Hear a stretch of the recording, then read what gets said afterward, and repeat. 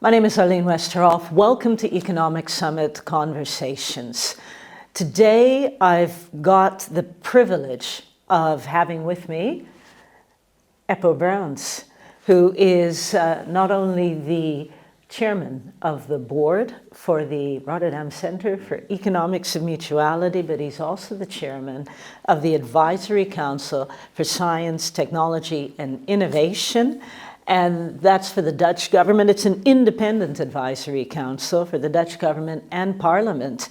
And today I also have the joy and the privilege of having with me Don Ceder. Don is a member of the Dutch Parliament for the Christian Union Party, and he is also a member of the Commission for Foreign Aid and Trade of the Dutch government. And so, gentlemen, welcome to this discussion. In these podcasts, we're really just trying to have some honest discussions about how we as Europeans, and in this case as Dutch, can improve the effectiveness of our engagement with Africa. It's a continent that is so tremendously important, not only to Europe, but for the future of the world. It's the only continent by 2100, we all know it, that will still be the youngest continent on the planet. Population set to quadruple between now and 2100. And as those of us who really just have a heart for Africa, we really are busy right now with just trying to have some honest discussions about what to do. So today's topic is going to be development in Africa, economic development and the crucial factors for that and what we need to look for. And so, Eppo, I'm just going to ask you just to begin, it's just as chairman of the Rotterdam Center for Economics and Mutuality, we spent time in Africa also too.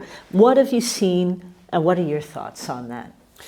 So I think my main takeaway for today is that Africa will develop and the population will grow, and the only way forwards is to partner with Africa and build sincere relationships that are mutually beneficial. Now this may seem idealistic, mutually beneficial, but in essence this is the government policy since 2022, that we need to build relationships with Africa in a way that is mutually beneficial. So how can we give hands and feet to this idea? And I think today we can talk about how to do this in a concrete way and no longer in an idealistic way. Africa is not a continent to feel pity for. It is a continent with a great potential and a great pride. The only way forward for Europe is to partner with Africa in a mutual way. So I think today we can explore on how to do this in very concrete steps and what government and businesses can do about that. Excellent. What I hear you saying, Eppo, is Africa has changed, is changing, and we need to actually change with it. Absolutely. And how we view it and how we regard it. Don, what are your thoughts on that? Well, I think first of all, this is a great topic we're discussing, because Africa will change, Africa will develop, and Africa will somehow will change and impact the world. So I think it's a very important question to see how we're going to relate towards the continent and see what we can do in the here and now. I think there are many drivers that are important when looking at the future of economic prosperity or reciprocity towards Europe and Africa. But first thing that comes to mind is a very practical one, is it's safety and stability. I'm a member of the Commission for Foreign Trade. We had a budget debate a few weeks ago. And what we're seeing is that Africa is a huge continent. I think that a lot of people are underestimating how big it is. And when you look at several countries, they're really at different stages. And if we want to see Africa move and grow, I think it's very important to look at, okay, but what are key gateways, what are key platforms where we can start and initiate whatever else and whatever economic driver we want to see in place. One of the countries, and I'm not saying this because my family's from there, but one of the countries I visited multiple times. I visit several countries in Africa, but one of the countries where stability and safety is one of the key attractive factors is Ghana. Okay. I've been there many times. I've also engaged with the local business sector, but also with the embassy, the Dutch embassy.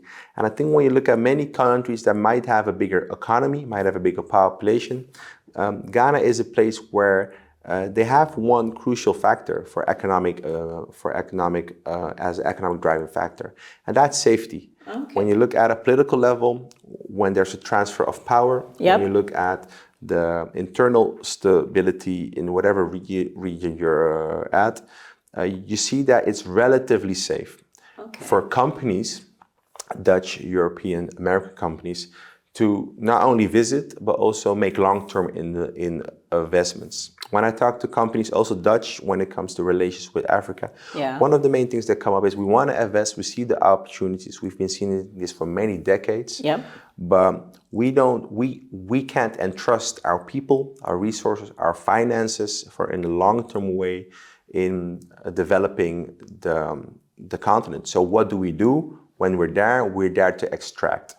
Be there, take as much as we can, and leave whenever it gets difficult. So that's a mindset. Pause for a moment there, Don, because this is really, really interesting. I think Eppo and I can comment on this. You've just said something that's really, really key, that at least it's new for me, and that is that the lack of political stability, safety in a nation can be a driver for, that behavior of just extracting and going. Yeah. Short-term gain. Is that something you were aware of before, Eppo? To some extent, yes. In essence, political stability is necessary as well as a stable rule of law and stable regulation in order for businesses to thrive, in essence. I mean, that's why businesses like to invest in Europe, for example, or in the US, because regulations are stable, essentially. Yeah. And we see that, for example, in South Africa, where South Africa is seen as a stepping stone for Africa.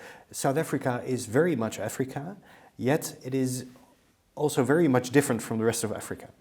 But what we can practice there is what a stable rule of law can do for growing, prosperous businesses. Okay. At the same time, South Africa has also many problems that are also in the rest of Africa, like tribalism or ethnicism, corruption, that lead to a climate that is not favorable to growing, prosperous businesses. Okay. So we can use stepping stones like Ghana or perhaps Kenya and South Africa to practice as Europeans how we can develop mutual relationships in a stable way. And I think indeed the political stability is key. And I'm hopeful that we see more and more places in Africa where we can use stable regimes and stable regulations and stable rule of law as a stepping stone to practice our relationships. All right, so a key policy thing, and I would say, if we talk about this, is you said, Don, to focus on different regions or areas within the continent. As a beginning, as a stepping stone, as a gateway, to practice the mutual relationship between the local business sector, the international business sector, the government on the local and on national level, find some best practices. And as you are doing that, creating new gateways and stepping stones with the best practices that we've learned. And we've seen so many great examples of that taking place. I think South Africa, despite, well, there's turmoil, but at the same time, it is a stepping stone. I think you mentioned Kenya, and I mentioned Ghana. I think when you see that, and also when you talk to the embassies, the Dutch embassies, in which I have close relationship with, you also feel that people are finding it a promising a stepping stone, as promising gateway, where they're willing to invite business people from Europe, from the Netherlands, from America, because there are certain guarantees which the government can give concerning safety, stability. I would like to emphasize this is not just a national, when it comes to stability and safety, it's not just on a national level, it's also very much when it comes to several tribes, several regions. So it includes also a leadership factor, not only on a national level, but having the power to manage whatever ideas you have for long term, transferring that into local leadership, so they can also convey the same message, the same essence, the same important factors which are necessary. Yeah. I think that creates a climate. You're not there yet, but it creates a climate that, at least for a long-term investment, is something that's being seen as a viable option. Right. And if that's not the case, we've seen that in many cases, also many countries, businesses will do business with Africa, but it's more in an extracting way, without seeking the mutual beneficial economic sustainability, which Eppo mentioned. And I think that has to do very much with creating a safe climate for businesses when it comes to regulations, long-term commitments, but also a physical safety. I think that's a very important economical factor. Okay. I think it's a very important point that Don mentions here. I mean, in essence, we have decades of tradition with European businesses working in Africa, but often that was in a very, as you say, extracting way, like a multinational coming in and, well, essentially socially destroying the country. Yeah. Well, that is not mutuality in any way.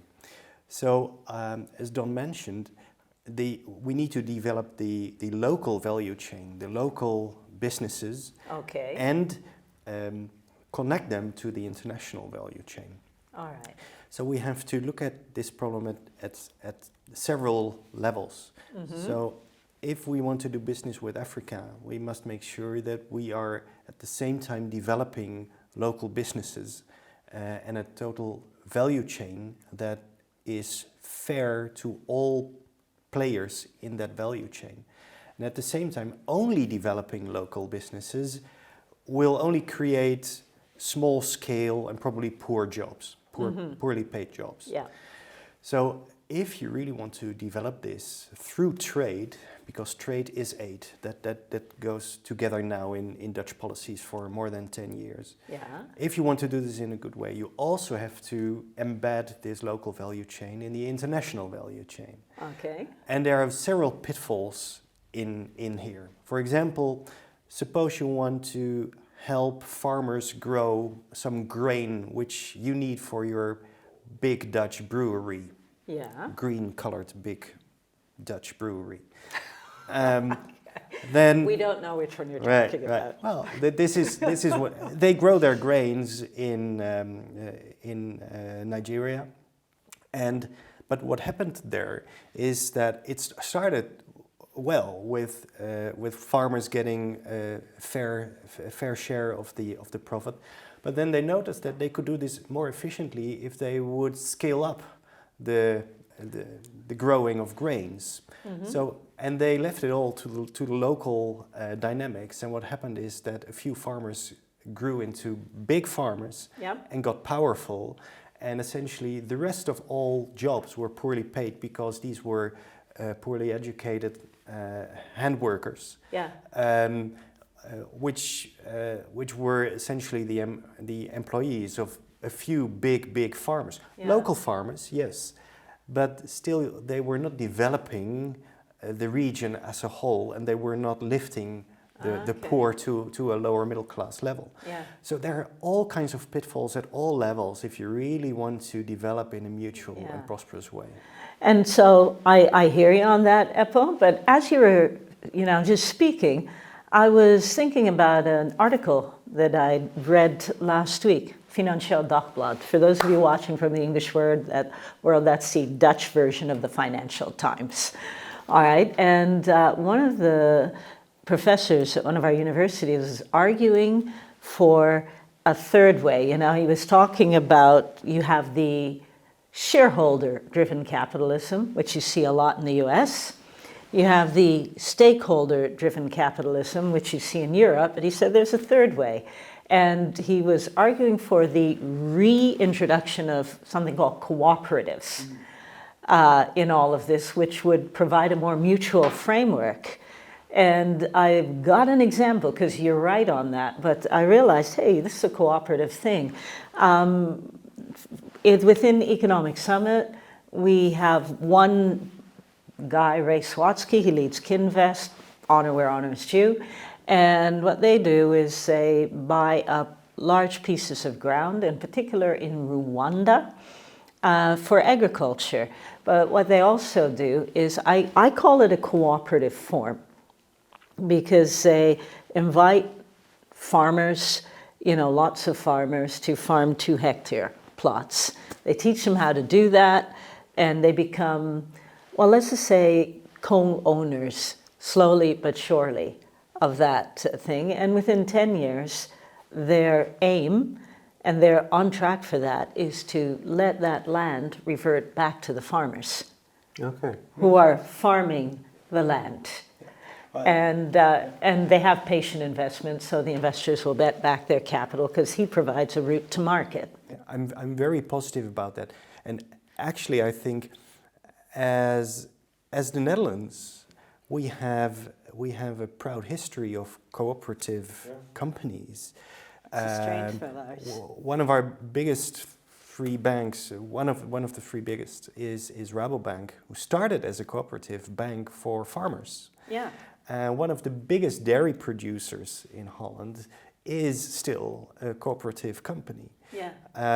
So it is very much ingrained in the Rhineland model for Dutch economy. And although we get this Anglo-Saxon shareholder thing more and more also here in Europe, we still have a heart and a core for cooperative things. And when I look at the economics of mutuality, the interesting thing is we do not only talk about natural capital and social capital, but we also, and that was for me an eye-opener, within the economics of mutuality, we still see the importance of financial capital, but we call it shared financial capital. Yeah. It is not the same as just making lots of money. Yeah. It is a shared financial capital for all the stakeholders in the value chain. Yeah. So a fair price for everyone, and mutual relationships also within the financial relationships. Yeah. And I think that comes very close to this cooperative thinking of this professor. Yeah, this was something I didn't realize. Don, what's your take on that?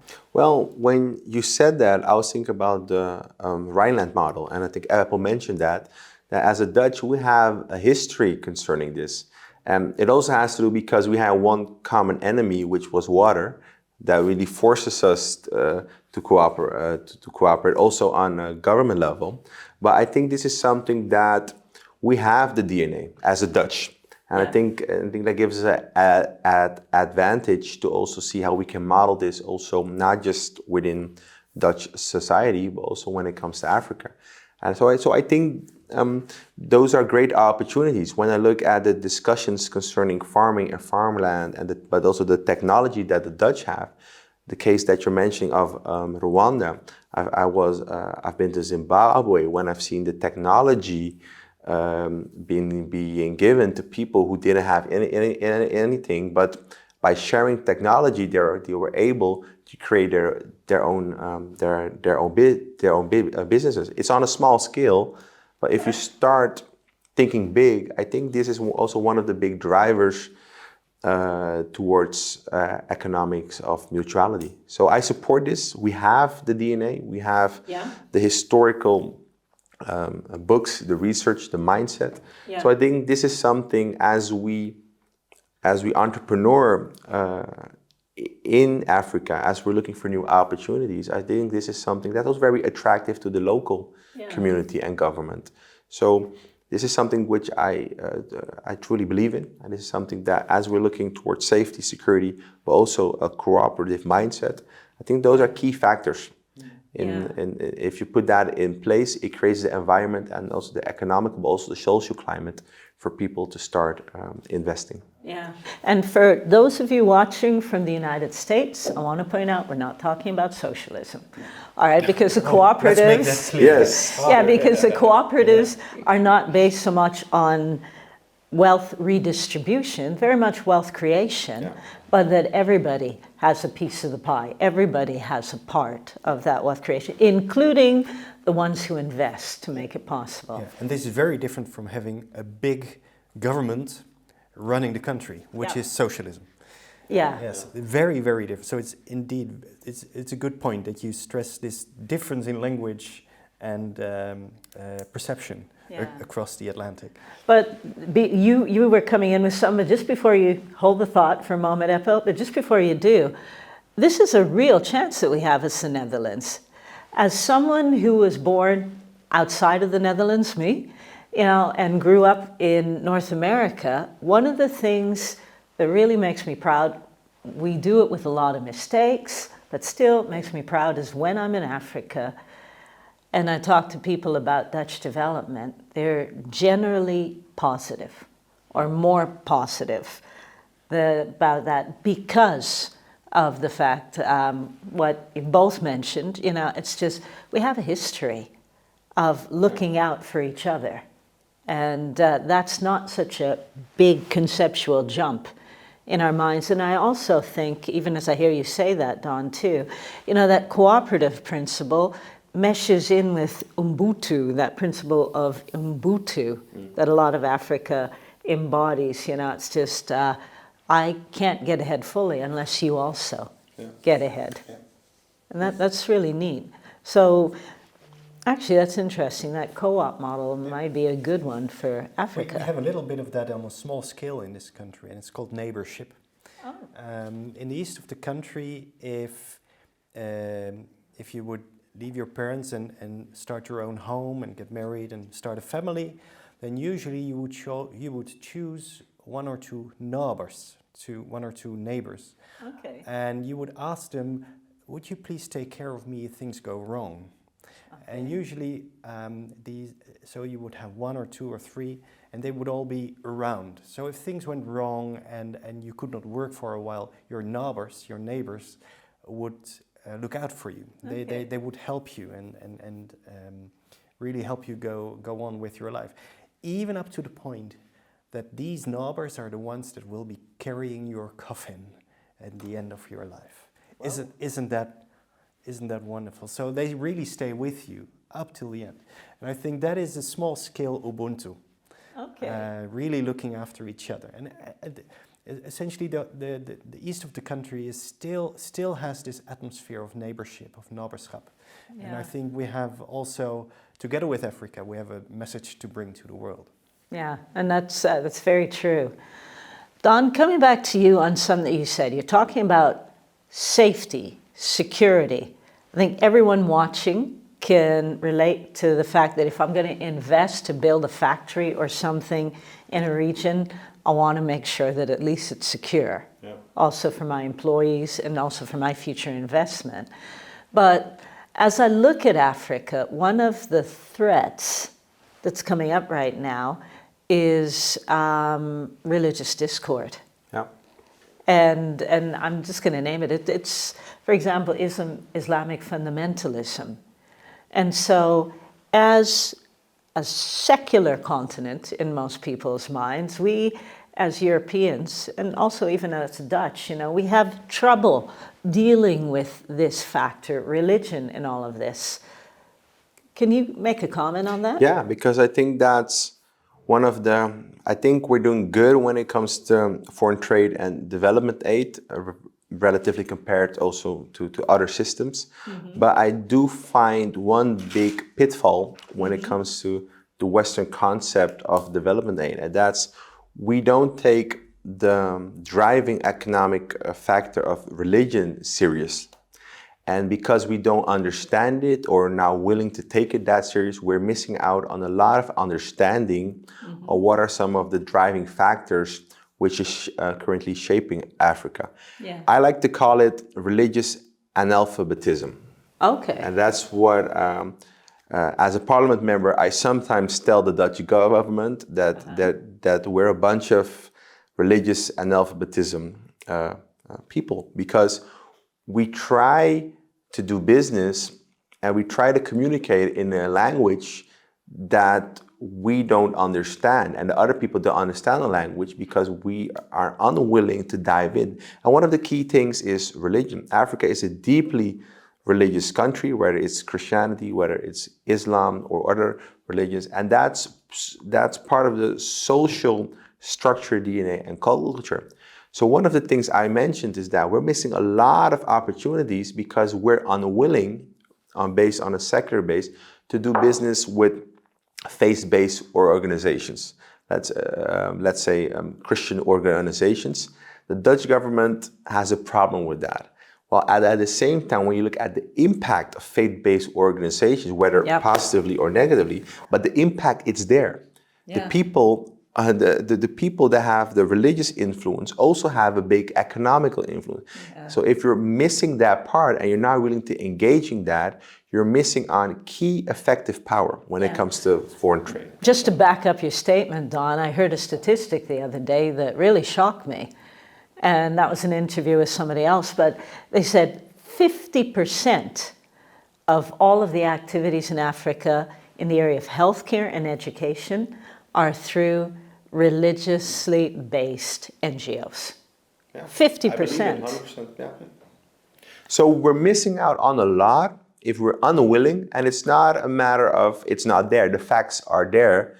It's a matter of unwillingness of engaging in a different way that we're used to, especially those that would like to do business on a secular level and base, in understanding how religion is a driving factor. So one of the things I'm saying is when it comes to health organizations, when it comes to religious organizations who are doing a lot, as a government, what's stopping us from engaging with them? I mean, you don't have to share the mission and vision, but maybe you're sharing the impact that you want to make. And they're already making impact. They're credible. They're people who've been doing this for decades. They know the people. They're credible people. They're influential people. And even if it doesn't matter, they have a love and heart for Africa. They want to see society change for a positive way. So if you take that into consideration, I think the 50% you're mentioning, it becomes a market. It becomes a gateway where we can be more effective. At the same time, we also need to see the threats concerning that, because one of the biggest countries in Africa is Nigeria. When it comes to economy and when it comes to populations, it's almost, or I think it's more than the United States, over 220 million people. I was mentioning Ghana, but Ghana also only has 24 million. So Nigeria is 10 times bigger. But because of the threats also in the north, which are also a lot of times religiously based when it comes to fundamentalism, these are also economic driving factors which make sure that a lot of companies don't want to invest, or if they invest, things happen which makes them leave. So I think this is a key factor. However you look at it, that you cannot overlook. It's a factor we need to deal with if you want to be impactful and effective in Africa. If we just realized that you just addressed our American viewers to explain that cooperative companies have nothing to do with socialism. Okay, so this is a language divide across the Atlantic. Well, I think the language divide across the Mediterranean is much deeper. And if we do not understand the role of religion, we are not able to communicate with the continent of Africa. So we need to be literate in the field of religion. And actually, I think to stress this even more, we are not exporting goods only, we are also exporting secular values from Europe to Africa. And by doing that, you create a different level. You put yourself on a higher level than the ones you're communicating with. If Yep. you're exporting your values, you're saying our values are better, Yeah. our values are universal. Yeah. We need to understand their values. There are thousands of years of culture in this immense continent that we neglect if we export our values. And essentially, you're not only offending the people, you're offending their ancestors. Yeah. And that's even worse. And So I think we Yeah. have a message to bring here. And that's really crucial, gentlemen, because thing is, it's just that often leads to a disconnect.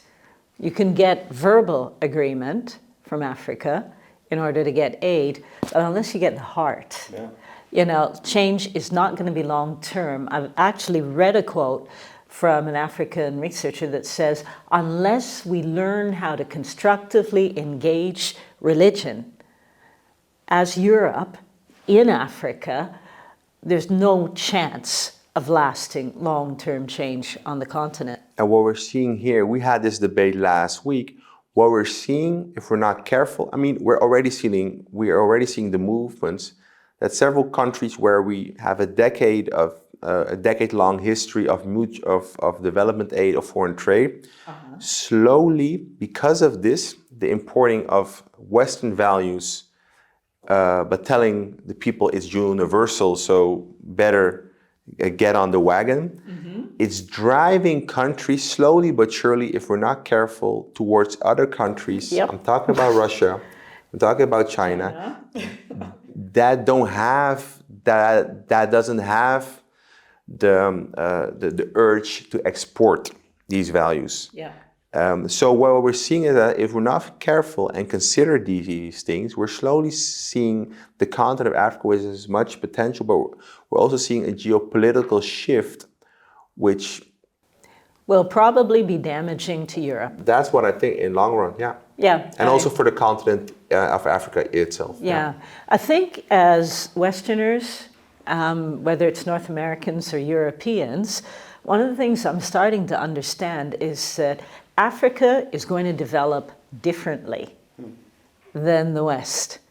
And when I say that, we need to really consider this because by 2100, they will be the largest continent, people-wise, on the planet. And as Europe, with Africa on our doorstep, we cannot afford to ignore that. Commodities, population, and I know immigration is a thorny issue, but there are brilliant young people in Africa. And so we can't ignore it. I take, for example, the nation of Rwanda. And gentlemen, you can disagree if you want to, but the thing is, the West doesn't look very positively in some way, Western governments at Rwanda, because they call it a benevolent dictatorship, and stuff. But Rwanda is probably the best developed economy, most stable nation in Africa. People are going there to invest. It's also called the Switzerland of Africa. Now, I'm not defending a particular government, but it's just I think we need to be aware, all of us, including myself as Westerners, that when we look at development in Africa, that we need to be willing to maybe readjust our paradigms as to what that's going to look like in Africa. Yeah. And there will not only be more people in Africa, but these will be young people. It's the youngest continent on this planet. Yeah. And when you have a lot of young men and women in their 20s, you essentially have two options. Yeah. Either there's revolution and chaos, and there will be more and more migrants coming to Europe, or these people in their 20s will be entrepreneurs. Yeah. Either way, they take risks and they are idealistic for their future. Yeah. So I prefer the second option. Yeah. And if we want to make sure that the continent goes for the second option of having these people in their 20s and mid-30s going to be entrepreneurs, we need to be there. This will be our lifeline this will be our market, this will be our partner, we need them. Yeah. They don't need us. Yeah, right? that's a good one. We need them. And it's true. And I want to bust a myth that is, we Dutch, we think that in the past century we have given so much money to Africa and, well, did it help? But actually, it is not true. We have extracted money from Africa. If you add up all the financial aid for governments and all the investment of businesses in Africa, it is less than what we have extracted as profit from the continent. Yep. So we have never helped Africa in a financial way. We have always profited from Africa in a financial way. So we have needed them anyhow in the past century. Well, we need them in the coming century, and we better do this in a mutual way. Otherwise, we are lost in Europe. And we need to start now. We need to start now. One last subject with regards to this podcast. Before I introduce a new subject, just want to say with regards to what Dawn was saying about religion, absolutely true. In the book that we'll be bringing out, A European-African Engagement, 2025 to 2100, it'll be a guidebook. There's an essay in there from a researcher, his name is Simon in English, and it talks about the being aware of our mindsets and how to constructively engage with religion in Africa, all types of religion. Going back to one of the points that you said, Eppo, and all three of us are going to jump in here, you talked about developing local supply lines and supply chains. Do you have an example of that? Yes, developing local supply chain and embedding it in the international value chain. Okay. One of the most beautiful examples I know is in Mozambique. Don Larson, who came from the US, he was big in food industry in the US, and he came to Mozambique and he started a cashew nuts farm in the north of Mozambique, quite a turmoil area. And he not only started to grow cashew nuts, but he essentially built the whole value chain, really up to the point that these nuts were being packaged under conditions and in a way that they are conform the highest standards in the West, in Europe and the US. So essentially, these are completely grown and produced and packaged in Mozambique, locally, and then shipped to supermarkets in the US and Europe. And these are the best cashew nuts in the world. Right. You cannot get them any fresher, because usually they are grown, they put them in big crates, and then they go into ships for 3 months, and then they come to Rotterdam, and we do the packaging. I mean, these cashew nuts are 3 months old. If we taste them, we think, oh, this is fresh. No. Dawn's cashew nuts, they are fresh. So because they are of such good quality, they can sell them for $7, $8, or $9 per ounce. Because these are of such high quality, you cannot buy them in the US or Europe. Yeah. So this is completely local value chain up to the standards that are needed for food industry in the West. Yep. And embedded internationally. And I mean, this is just one example, and there are several. And I think this is a good example where you do everything right. And this helps hundreds of families to a higher living standard. And around Dawn's factory, he is really building a middle-class society. So this helps families, villages, really, and a whole region that up to now was really in bad shape. Yeah, and actually that prototype that you mentioned just now, because it is a prototype, Eppo, Mozambican government has asked him to help them in replicating that throughout the entire nation. And there are some from the Economic Summit who are now collaborating with Dawn, because you can do that for more than cashew nuts. Yes. But for all agricultural products, to replicate it in Ghana and in Rwanda and some other parts of Africa. Gentlemen, this has been a really fascinating discussion. And what I really appreciated about it is we've hit on some big topics, but there are some key topics, some focus areas, looking at which regions, choosing the regions to invest in for the Netherlands, but this is for every Western nation, choosing your regions, doing it mutually, looking at other forms than just shareholder capitalism. Gonna have to in Africa. if we're going to see long-term change. Learning how to deal effectively with religion in this continent. But also, too, it's just looking at how to effectively develop and embed local supply chains in an international system. I think that's really good. With regards to the NGOs, just working together with them, have one last example of something that I think is truly beautiful that I heard, and it came out of the Economic Summit meeting on the 5th of April. There was a gentleman here from Tearfund UK, and Tearfund is also, as an NGO, because NGOs will also need to start to work differently in order to engage Africa, and so they are stimulating entrepreneurship. They're moving into that among the poorest of the poor.